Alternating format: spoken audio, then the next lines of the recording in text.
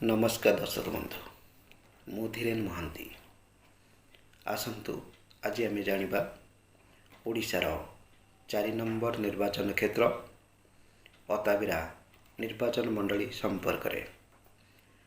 अत्ताबिरा निर्वाचन मंडलटी बरगढ़ लोकसभा निर्वाचन मंडली अधीन रे आसुची।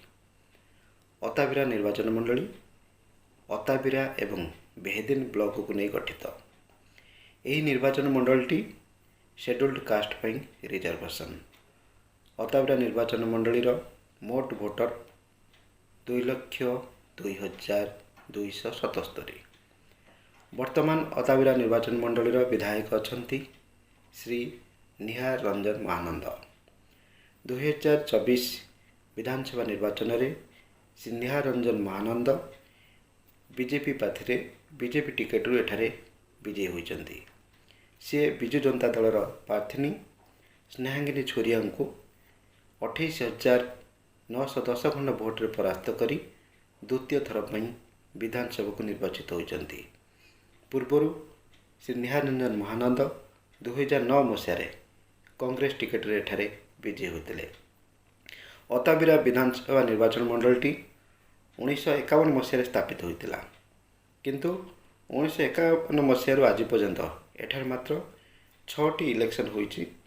एही 6टी इलेक्शन लो एठार कांग्रेस तीन थर विजय होता बेले यही आसनटी 2 थर विजु जनता दल हाथ को एवं थरे 2024 रे भारतीय जनता पार्टी हाथ को जाइछि।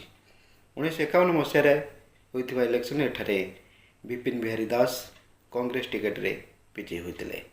1961 मसीह जो द्वितीय इलेक्शन होता ये द्वितीय इलेक्शन में बनमाली बाबू कांग्रेस टिकेट थे प्रथम थर पर विधानसभा को निर्वाचित होते।